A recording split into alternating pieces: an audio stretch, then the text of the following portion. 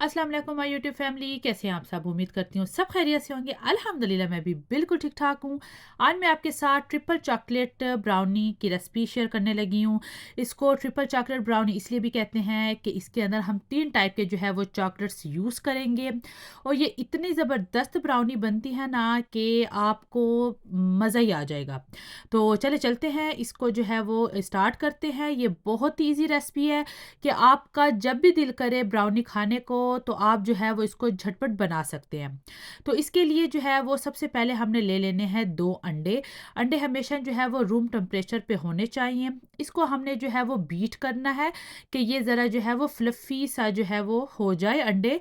तो इसको आपने जो है वो तब तक फुल स्पीड पे जो है वो बीट करना है और उसके साथ हमने जो है वो इसके अंदर शुगर ऐड करनी है। शुगर जो है वो 100 ग्राम है और वो आपने थोड़ी-थोड़ी करके ऐड करनी है और मिक्स करते जाना है। फिर आपने जो है वो थोड़ी-सी शुगर ऐड करनी है और फिर अगेन इसको बीट करना है ताकि शुगर जो है वो अच्छी तरह से डिज़ॉल्व हो जाए और ये फ्लफ़ी सा इसका टेक्सचर हो जाए। कुछ इस तरह से ये देखें, ये ऐसे फ्लफ़ी सा इसका जो है वो टेक्सचर होना चाहिए। आपने इसको स्टिफ़ बीट नहीं करना है, जैसे हम केक के लिए करते हैं वैसा बिल्कुल नहीं करना है। अब हमने इसके अंदर जो है वो रूम टेम्परेचर पे डाल देना है बटर 60 ग्राम और हमने जो है वो अब इसको थोड़ा-सा और बीट करना है और इसके अंदर 1 टीस्पून वैनिला एसेंस डालेंगे, ठीक है? और हमने इसको बीट करना है कि जब तक जो है वो बटर इसके अंदर बहुत अच्छी तरह से मिक्स ना हो जाए। जब बटर इसके अंदर मिक्स हो जाएगा तो इसकी लुक कुछ इस तरह की होगी। तो ये देखें, इस पॉइंट पे जो है वो अब हम अपने ड्राई इंग्रेडिएंट्स डालेंगे। हमेशा छान के डाला करें, उससे जो है वो आपका जो केक है या मतलब आप ब्राउनी बना रहे हैं बहुत अच्छी बनती है। इसके अंदर हमने मैदा लिया और उसके साथ हमने जो है वो इसके अंदर बेकिंग सोडा लिया है 1/8 टीस्पून और साथ में हमने जो है वो 2 टेबल स्पून जो है वो कोको पाउडर के लिए हैं। तो हमने इसके अंदर बेकिंग सोडा आपने देखा कि 1/8 टीस्पून डाला, मतलब कि 1/4 टीस्पून का भी हाफ हमने लिया है। अगर आप चाहते हैं कि आपकी ब्राउनी जो है वो ऊपर से जो है वो ज़रा फज्जी सी हो, बाज़ लोगों को वो बहुत अच्छी लगती है, तो आपने क्या करना है कि आपने ना बेकिंग सोडा डालना है और ना बेकिंग पाउडर, कुछ भी नहीं डालना है, ठीक है? तो उससे आपका जो है वो टेक्सचर वैसा ही होगा, क्योंकि मेरे बच्चों को थोड़ी-सी सॉफ्ट चाहिए होती है, तो इसलिए मैंने 1/8 बेकिंग सोडा डाला है।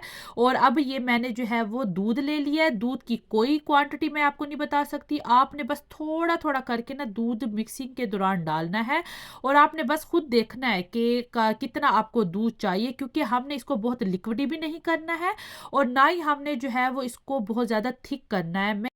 बस इसका टेक्सचर जो है वो कुछ इस तरह का होना चाहिए। तो बस आप देखें कि अब हमने इसको अच्छी तरह से मिक्स कर लिया है। तो अभी हम इसके अंदर डाल रहे हैं चॉकलेट। ये 3 टाइप की जो है वो मेरे पास चॉकलेट चिप है। व्हाइट भी है और ब्राउन चॉकलेट भी है और डार्क ब्राउन भी है। तो इसलिए आप जो है वो ले सकते हैं। ये मैंने जो है वो 75 ग्राम ली है। आप 100 ग्राम तक ये चॉकलेट्स ले सकते हैं। मतलब कि जितनी आपको ज़्यादा क्वांटिटी चाहिए उतना आप ले सकते हैं और इसको अच्छी तरह से मिक्स कर सकते हैं।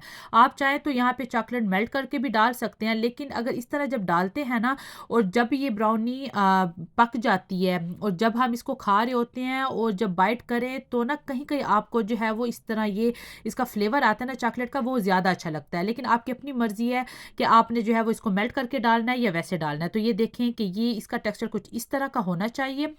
अभी हम इस मिक्सर को जो है वो मोल्ड में डाल देंगे, जिसको मैंने पहले ही बटर पेपर लगा लिया था और ऑयल से ग्रीस कर लिया है। उसके बाद हम इसको अच्छी तरह से सेट कर लेंगे पैन के अंदर और अभी यहाँ पे जो है वो आप इसके ऊपर जो है वो कुछ भी ऐड कर सकते हैं कि कोई भी ड्राई फ्रूट भी ऐड कर सकते हैं।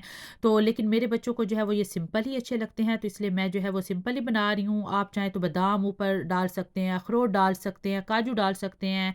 तो कुछ भी आप जो अपने जो फ्लेवर आपको अच्छा लगता है। तो यहाँ पे देखें कि मैंने इसको जो है वो 25 मिनट के लिए 180 पे हमने इसको बेक करना है।